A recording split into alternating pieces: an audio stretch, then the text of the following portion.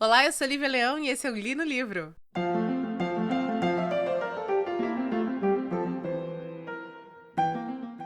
Podemos dizer que o programa de hoje é uma continuação de um programa que acho que foi na segunda temporada do Li no Livro que a gente teve, que foi um especial onde eu falava sobre a vida e a obra, mais especificamente 3 obras do Arthur C. Clarke, que é o meu escritor de ficção científica favorito. O Arthur C. Clarke, ele tem 3 livros muito famosos. Ele tem vários livros maravilhosos, mas tem 3 livros extremamente famosos, que é O Fim da Infância, Encontro com Rama e 2001, Uma Odisseia no Espaço. Sendo que desses 3, o Encontro com Rama... O Fim da Infância é o meu favorito. O Encontro com Rama é o primeiro livro que eu li, do Arthur C. Clarke. E o 2001, ele tava ali no limbo, que era um livro muito bom, porém não era o meu favorito dele, né? E eu tenho uma edição desse livro, 2001, que eu não vou lembrar quando foi lançada, mas era uma edição especial da Aleph, toda preta, imitando o monolito. É linda essa edição. Mas eu com certeza tenho essa edição há mais de 9 anos, porque eu ainda nem namorava meu marido quando eu comprei essa edição. E li no ano que eu comprei. Então fazia muito tempo que eu não tinha lido 2001. Essa semana eu descobri que este livro está num serviço de audiobook que eu assino, que antes eu dava o nome do serviço, mas como eles não resolveram me patrocinar, então também não vai ter mais propaganda gratuita. Então, eu descobri que esse livro estava lá, estava no audiobook, e quem faz a narração desse livro é o mesmo cara que fez a narração dos livros do The Witcher, que eu vou pegar o nome dele aqui, porque merece ser citado. Esse cara é maravilhoso. O narrador em questão é o Mauro Ramos e ele é muito bom nos livros que ele narra. E aí eu fiquei super empolgada e deixei rolar essa semana aqui, depois que eu ouvi meus podcasts semanais, o 2001, Uma Odisseia no Espaço. Quem quiser saber um pouquinho mais sobre a vida do Arthur C. Clarke e sobre as temáticas recorrentes dos livros dele, eu recomendo ouvir esse outro episódio que fica lá na segunda temporada do Li no Livro. Mas qual é a história de 2001 em específico? 2001, como vocês sabem, também é um filme do Stanley Kubrick com o roteiro do próprio Arthur C. Clarke. É um filme lançado em 1968 no cinema, um filme icônico e deu origem a um livro também lançado em 1968. Por que eu falo que deu origem ao livro? O Stanley Kubrick, ele vai chamar o Arthur C. Clarke para ajudá-lo a fazer o roteiro de uma ficção científica que ele tem na cabeça. E essa ficção científica tem como base 2 contos do Arthur C. Clarke. Tem alguns outros contos, mas muito claramente existem 2 contos na qual esse roteiro se baseia. O primeiro é um conto chamado A Sentinela, que vai contar a história de um monolito encontrado na Lua. E o outro se chama Encontro na Madrugada, que vai contar a história de uma raça alienígena que tem contato com humanos primitivos e ajuda então eles a evoluir. Esses 2 contos, eles são usados como base para as 2 primeiras partes do livro, tá? Porque o que acontece aqui? O Arthur C. Clarke começa a desenvolver o roteiro do 2001 e ele fala que ele acredita que aquilo ali tem material para virar livro, que tem muitas coisas que não tem como ser colocadas, serem traduzidas para o cinema. Eu estudei cinema, eu sou uma grande fã de livros, né? Eu amo literatura, tanto que eu tenho um podcast sobre isso, mas eu estudei muitos anos da minha vida cinema, né? E realmente é muito, muito claro para mim, ficou muito claro para mim, na verdade, que contar uma história audiovisual é complexo, é complicado. Primeiro por estrutura de roteiro, primeiro por... A linguagem humana, ela é uma linguagem que ela foi muito mais trabalhada na prosa da literatura do que no cinema. Você tem aí o período em que você tem a evolução dos livros, né? A evolução da literatura comparado com os anos que nós temos de cinema, né? Da arte do cinema, da 7ª arte. Então você tem, na verdade, uma evolução linguística diferente entre as 2 artes, tá? Começa por aí. E eu não tô dizendo que uma é melhor do que a outra, não. É porque são realmente linguagens muito diferentes. Assim como, por exemplo, a linguagem dos quadrinhos é muito diferente da linguagem do cinema, porque ambas, por mais que você lide em ambas com o visual, né, a história, parte da história dessa narrativa, ela vai ser contada com o ver, né, a arte do história em quadrinho vai te contar parte da história, assim como os enquadramentos e os símbolos visuais do cinema vão te ajudar a contar a história também.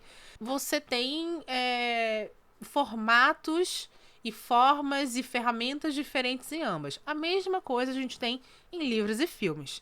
Eu não vou falar pra você que eu prefiro um, prefiro outro. Eu acho que ambas conseguem te entregar materiais diferentes. E a gente vê isso muito claramente com 2001. Eu gosto muito do filme, mas eu só assisti esse filme uma vez. Por quê? Ele é um filme que é icônico, maravilhoso, tem imagens incríveis, te passa sentimentos super loucos, tal. Mas ele tem um ritmo que, para mim, é um ritmo muito lento. Então, eu lembro que quando eu consegui assistir 2001 completo, que foi apenas uma vez na minha vida, eu assisti em 3 dias seguidos. Ou seja, eu assistia um pedaço, parava, continuava no dia seguinte, tal. Então, ele é um filme que pode ser um filme complicado, principalmente quando você pega o ritmo narrativo do cinema americano, né? Que é a meca do cinema, né? Que é o que a gente tá acostumado a ver. Quando a gente pega o ritmo do cinema americano, que é entochado na nossa goela hoje em dia. E esse tipo de diferença de rítmica não é só do cinema, tá? Você pega o desenho animado da minha época, né? Que eu nasci em 85, então, começo da década de 90 já tava ali na TV Globinho. E aí você pega esse ritmo dos desenhos animados daquela época, né? Até mesmo dos animes daquela época. E você coloca com o ritmo dos desenhos animados que você tem hoje em dia para a geração atual, é um ritmo muito diferente. Então, daí você tem como a geração de hoje em dia, ela tá acostumada com um ritmo narrativo muito mais rápido e ela está produzindo conteúdos narrativos cada vez mais curtos. Daí você tem todas essas redes sociais como TikTok, como Kawaii, gerando vídeos muito curtos e narrativas minúsculas. Eu, particularmente, aos 36 anos, eu tentei ter um TikTok do Li no Livro e não rodou pra mim, gente. Eu não consigo lidar com uma linguagem de apenas 1 minuto. Nem isso, né? Tem vídeos de 30 segundos. Eu acho que é muito imediatista e não é para mim.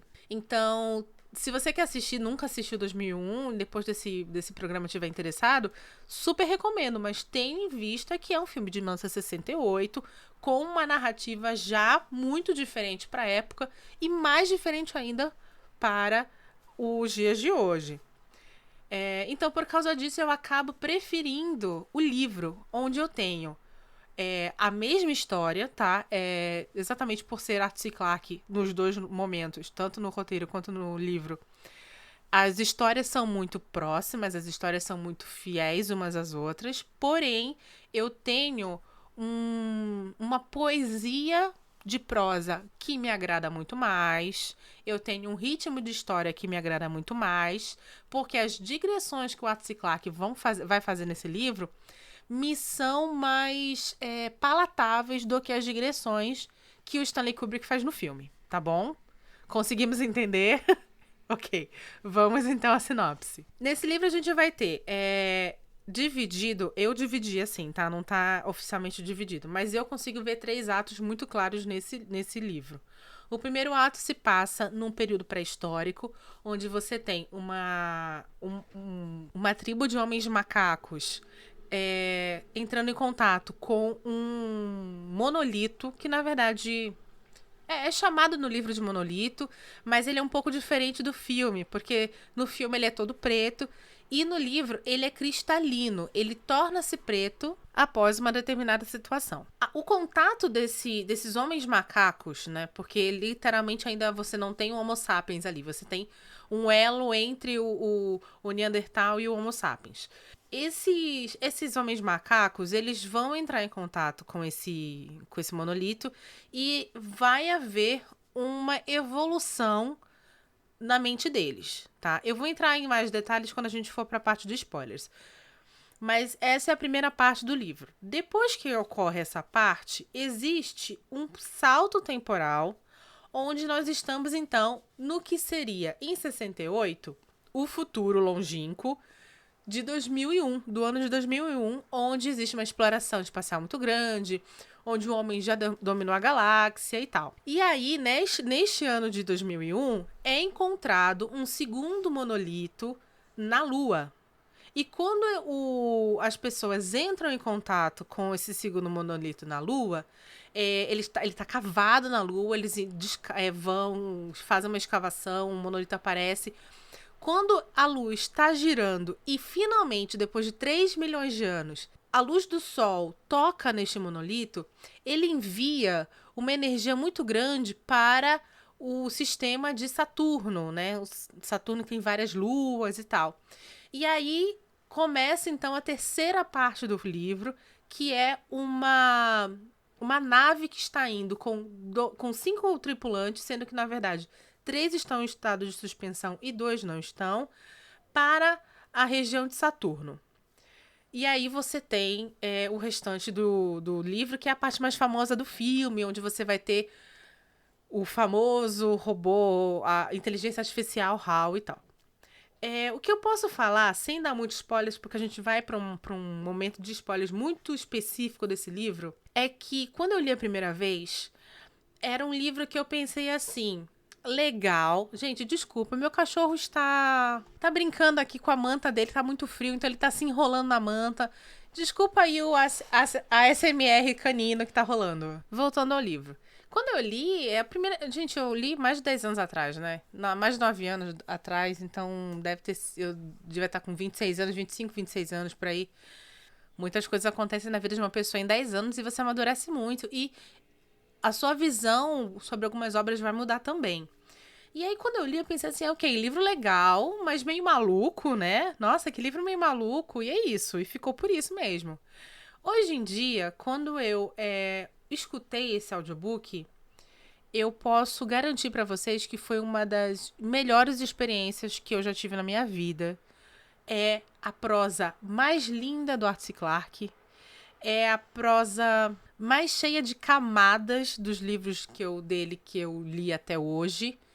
E tem, sim, uma parte desse livro que eu ainda acho muito viajada, muito complexa, mas é de uma beleza, é de um simbolismo, é de uma inteligência. Gente, é aquele livro. Eu fiquei com dó do meu marido, porque ele chegava e eu toda empolgada. Porque não sei o que. E eu ficava contando pra ele loucamente os capítulos, porque eu estava inebriada com a beleza dessa prosa. E é muito louco, porque ter um contato novamente com essa obra e perceber que eu não consegui ver o diamante que ele é. Nossa, gente, eu fiquei em choque. Eu fiquei com vontade de reler toda a minha biblioteca depois disso. Porque eu falei assim, gente, imagina quantos livros eu não gostei ou eu achei só meh. E na verdade são livros fabulosos, porque é isso que a gente tem. É um livro fabuloso. É um livro que toca você, que fala sobre a humanidade, que fala sobre a evolução da inteligência, que fala principalmente sobre o que faz o humano ser humano, de uma maneira tão linda, com frases, com figuras tão maravilhosas que, olha, gente, leiam. No episódio do C. Clarke, eu falei que o ideal seria, dos 3 livros que eu comentei, né, que era o 2001, o Encontro Rama e o Fim da Infância, que o ideal seria lê Encontro com Rama, depois lê Fim da Infância e depois lê 2001. Eu continuo concordando. Eu só não vou concordar que 2001 agora não é mais o meu favorito. Porque, gente, não tem como não achar esse livro um primor. Eu ainda acho o Fim da Infância melhor, porque, diferente do 2001, eu acho que é um final muito viajado pro meu gosto. O Fim da Infância é mais redondo, né? O começo, meio e fim dele é mais redondo. O 2001, ele realmente, o final é extremamente psicodélico. Eu entendi, e a gente vai comentar sobre esse final, mas eu achei muito psicodélico, muito loucão, assim. Então talvez isso não vá agradar algumas pessoas. Mas, cara, que livro fantástico! Fantástico, gente. Assim, é aquela obra que você tem que ler. Tem obras na ficção científica que você precisa ler, que são obras que não mudam apenas o gênero literário, né? Ou que são muito icônicas historicamente, mas que são tudo isso e, além disso, são extremamente maravilhosas e bem escritas. 2001 é um desses livros. Então, olha, por favor, leia esse livro, que ele merece essa leitura. Depois de toda essa rasgação de seda, a gente vai agora para a parte de spoilers, mas antes, por favor, fique com nossa propaganda política. Oi, tá gostando do episódio, mas não quer tomar spoiler? Sem problema, compartilhe esse episódio com seus amigos. Estamos nos principais agregadores de podcast. Quer ajudar o programa? É só clicar no link da Amazon e comprar esse livro ou qualquer outro através desse link. Não tem custo nenhum a mais para você. E agora, spoilers. Enfim, coisas que vocês precisam saber sobre esse começo desse livro, que é a primeira parte. A gente está nessa situação. Então, você tem uma tribo de homens macacos que eles estão passando fome, porque existe várias coisas ao redor deles que tá ali dificultando a conseguir comida. Uma delas é um leopardo que tá assolando ali a região. A outra é uma outra tribo de homens macacos que tem comportamento mais dominante. Até que um belo dia eles encontram um monolito cristalino na região onde eles estão. E a impressão que eles têm, que na verdade não é uma impressão, né? Isso é descrito no livro, que esse monolito meio que emite alguns sons, emite algumas vibrações que faz com que essa tribo fique meio que hipnotizada. E eles ficam hipnotizados olhando para esse monolito durante muito tempo. Vai acontecer um acidente, vai ter um fogo ali que vai rolar, esse monolito de cristalino vai ficar preto, né? E depois ele vai sumir. O que acontece depois desse contato com esse monolito é que esses homens macacos, essas criaturas, elas começam a ter comportamentos diferentes. A primeira coisa que acontece, que eu achei fantástica, é o líder dessa tribo voltar lá para as cavernas onde eles estão e pensar na outra tribo de homens macacos que tá comendo, tem muito acesso a alimentos porque é mais dominante na área, e sentir inveja. E aí o C. Clarke fala, então o fulano, que ele dá um nome lá pro cara, que agora eu não vou lembrar, então o fulano deu um passo em direção à sua humanidade, né? Que aí você fala assim, é isso, cara, o que faz você ser humano? Porque o ser humano, ele tem diversos e diversos tipos de emoções diferentes, pensamentos, vontades, comparações. Esse tipo de coisa de comparar o que você tem com o que o outro tem e sentir inveja, que pode ser, obviamente, um sentimento ruim, independendo de como da cultura que você vem, de onde você vem, mas é um sentimento humano, né? Sentir inveja, sentir raiva, sentir amor, são sentimentos humanos, são sentimentos complexos, que é o que forma a humanidade em seu todo, em seus tons de cinza, porque o maniqueísmo, ele é exatamente a anti-humanidade. Você não é só bom ou mal, você não é só uma folha de papel, seus sentimentos não são apenas lineares, né? Você é composto de várias camadas e sentimentos conflitantes e pensamentos conflitantes. E é quando esta criatura, esse homem macaco, começa a ter esse tipo de sentimento mais redondo, de pensamentos mais estruturados, é que ele tem, então, um passo à sua humanidade. A coisa mais linda do mundo.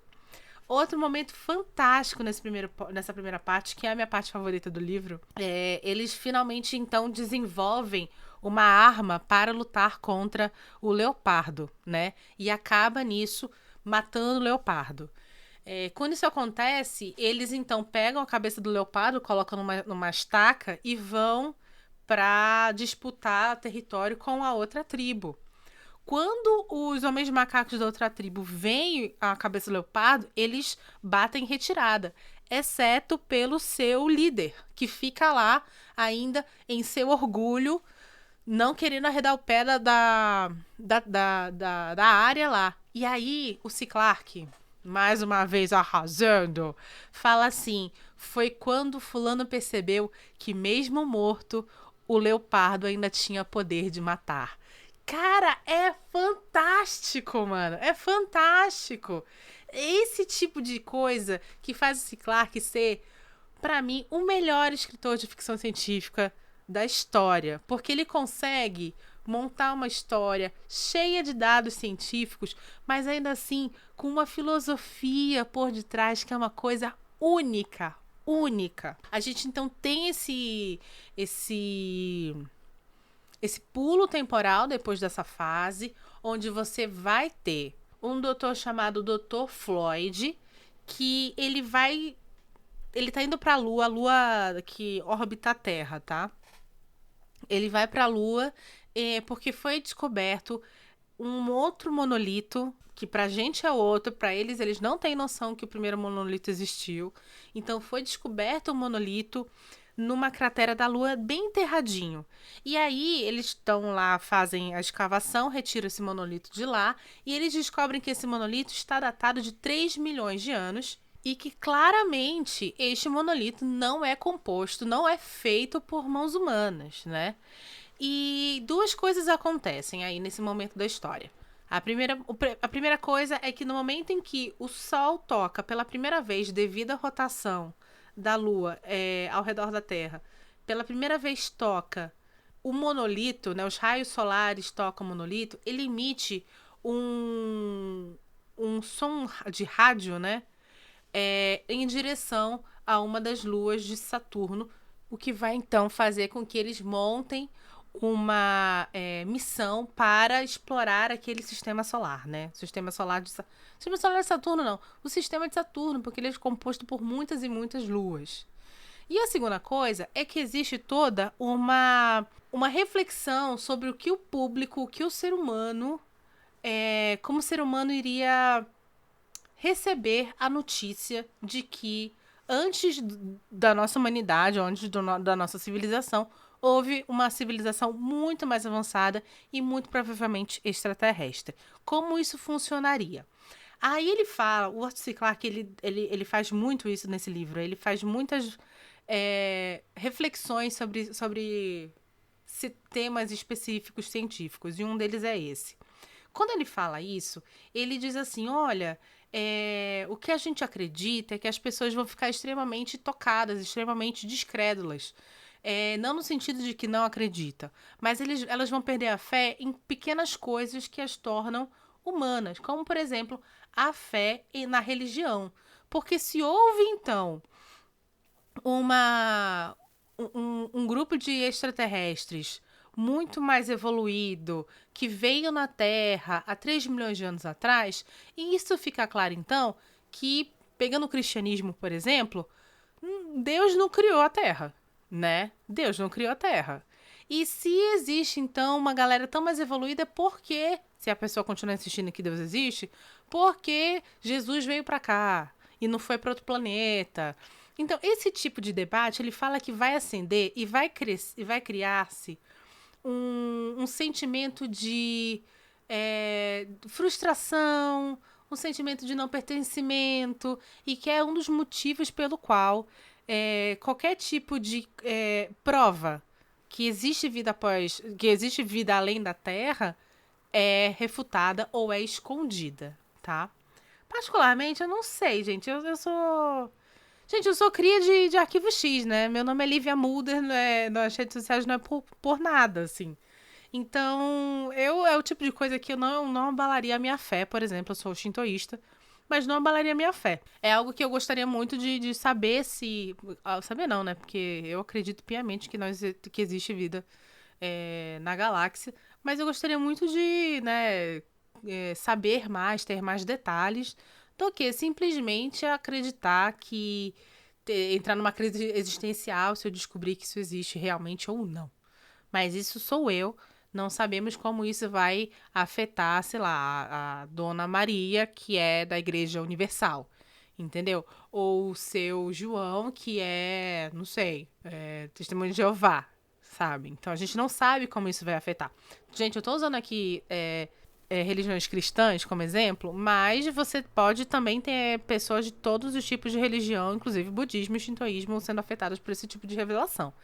Então, a gente usa os cristãos porque eles são a maioria no Brasil, né? Que a gente sabe que, embora seja um estado laico, de laico não tem nada. Mas, enfim. E aí a gente, então, vai para a terceira fase da história, que é quando eles pegam esses 2 astronautas e mais 3 astronautas em suspensão. Os 2 astronautas que vão pro... E são mandados, né? Esses astronautas são mandados para Júpiter. Desculpa, para Saturno? Para Saturno. Não sei porque eu falei Júpiter. Um deles é o David e outro é o Frank. Vamos falar David e Frank porque é melhor do que eu lembrar os sobrenomes, tá bom? Então, um é o David e outro é o Frank. E o David e o Frank, eles estão indo ali nessa missão única e exclusivamente para estudar Saturno e as suas luas. Eles não sabem toda a história do monolito antes. E é aqui que a gente tem uma coisa que eu não lembro se tem no filme, porque eu só assisti uma vez. Tanto no livro quanto no filme, a gente vai ter a presença do HAL 9000, que é o robô, que é a inteligência artificial, que vai acabar sendo o grande vilão do filme, né? Que vai ser uma coisa, assim, super icônica. Você tem uma citação ao HAL 9000 no Wall-E, né? Você tem citações. Toda vez que a gente pensa em inteligência artificial que se virou contra humanos, ou você pensa em Skynet do Exterminador do Futuro, ou você pensa no HAL 9000 do 2001, depende muito lá da sua base, quantos anos você tem também. Mas eu não vou lembrar se isso tem no livro, no filme, mas no livro existe um motivo pelo qual o HAL começa a se comportar de uma maneira que não é muito segura para a tripulação da nave. O que acontece é o seguinte, eles explicam isso claramente no livro. O HAL, ele começa a dar umas falhas, tá? Começa a dar umas falhas e quando ele começa, ele fala assim, olha, tal coisa tá quebrada. Aí os dois, o David e o Frank vão lá, não tá quebrado. Aí, de repente, quebra, eles vão lá trocar. Aí depois ele fala assim, vai quebrar de novo. E eles acham aquilo estranho. E aí tem várias situaçõezinhas assim, que aí eles mandam pra Terra e falam assim, olha, Terra, roda aí um diagnóstico, porque a gente tá achando muito estranho essa situação de coisas quebrando, coisas que não foram feitas pra quebrar quebrando. Antenas e comunicadores e tal.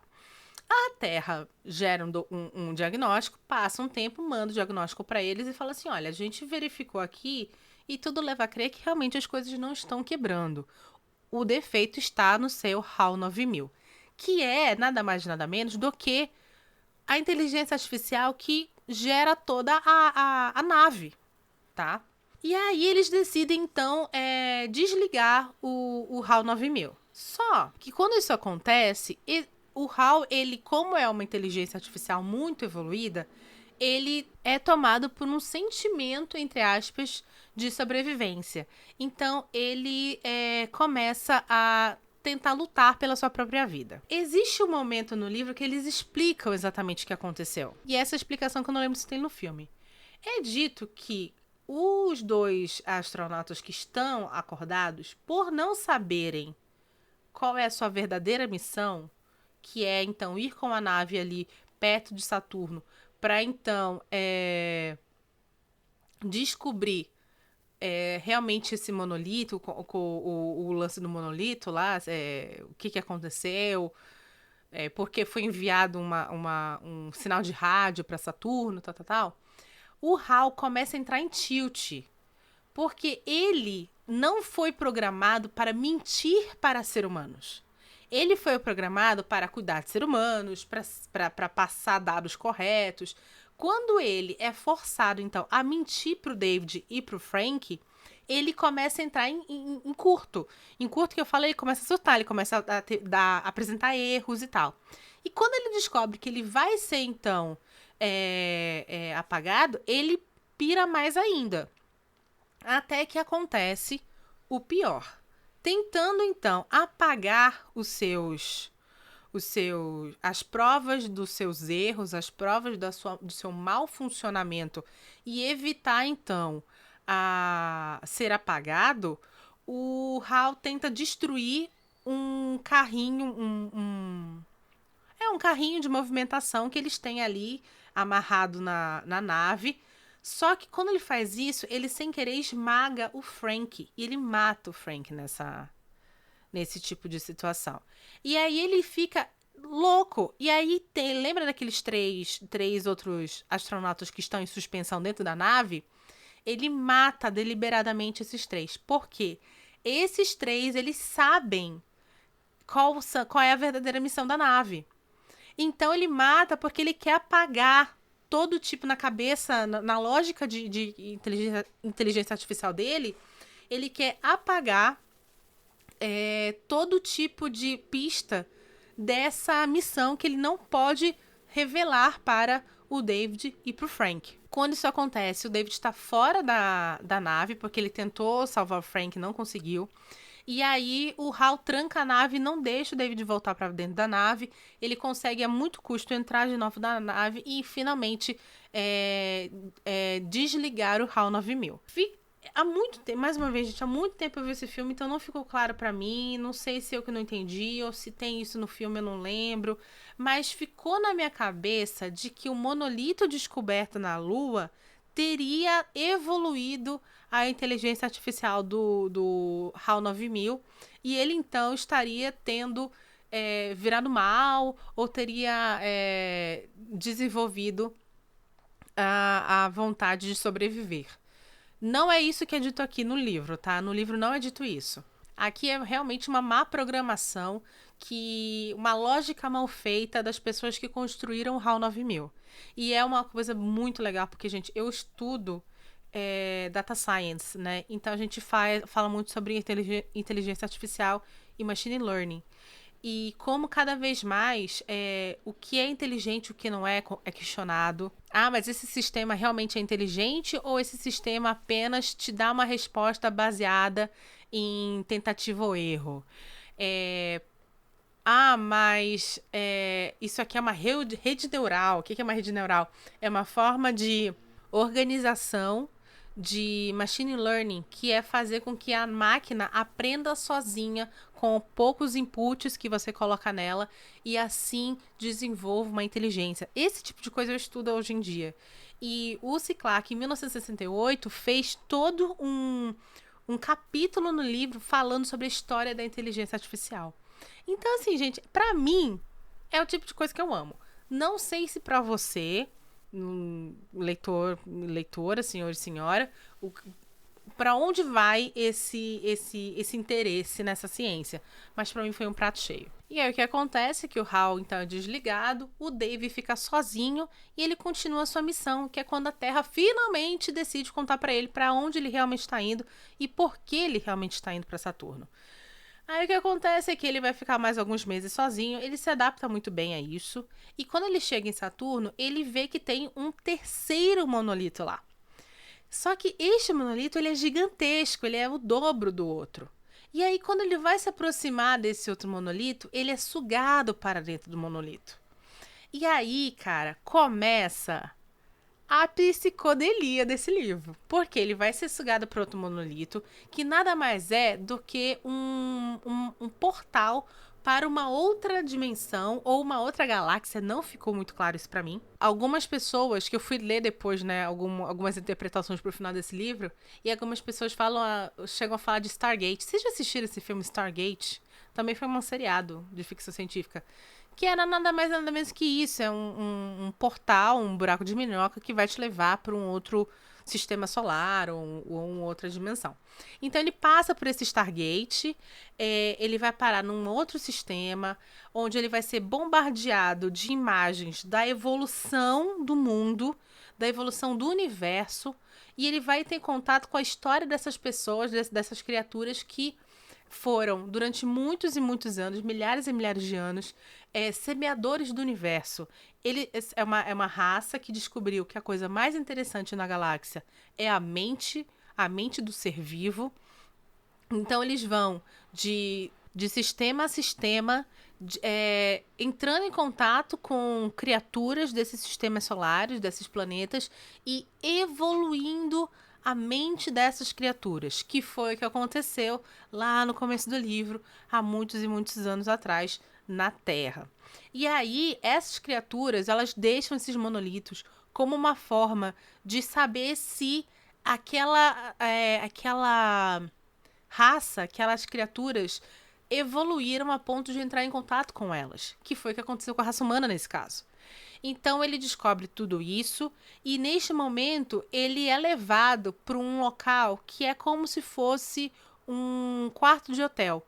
E ele percebe que ali eles criaram esse construto, esse quarto de hotel, para ser mais tranquilo para ele conhecer, ter contato com todas essas informações. Porque já é muita coisa para absorver, né? Imagina isso acontecer num local meio inóspito. Então, eles levam ele para esse local que é construído para esperar um ser humano.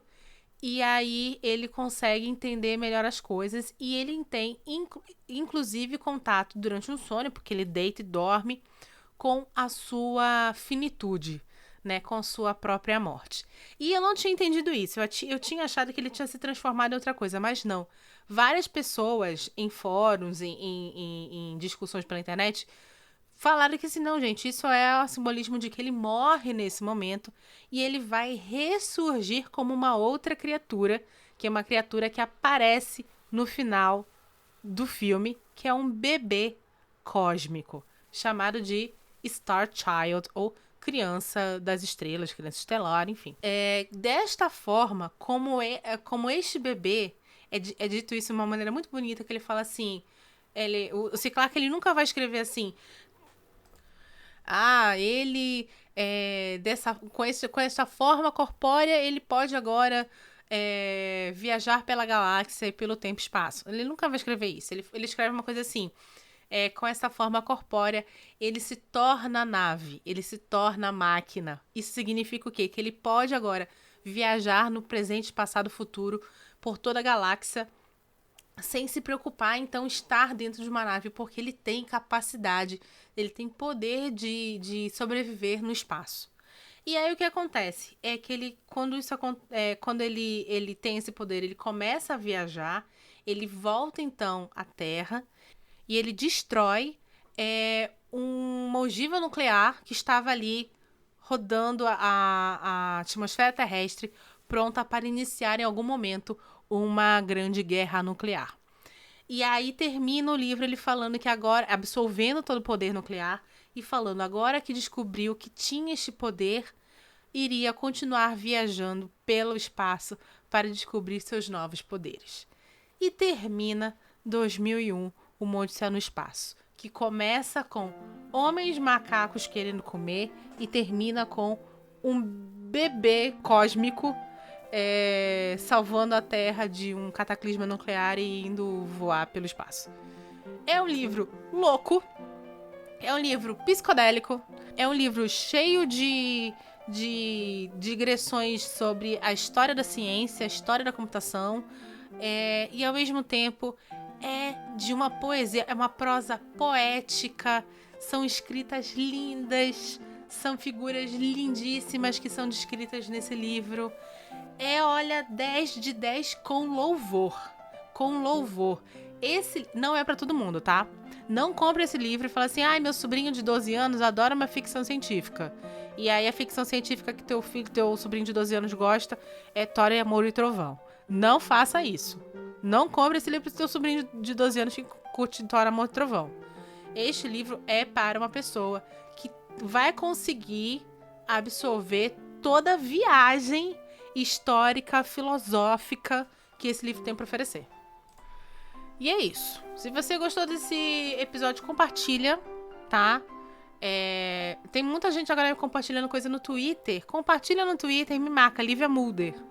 Mulder de Arquivo X. De Fax Mulder de Arquivo X. Me marca, compartilha com seus amigos. Nós estamos nos principais agregadores. Toda segunda-feira, às 17 horas, você tem um episódio novo de Li no Livro. E é isso. Muito obrigada. Eu sou Lívia Leão e esse foi o Li no Livro.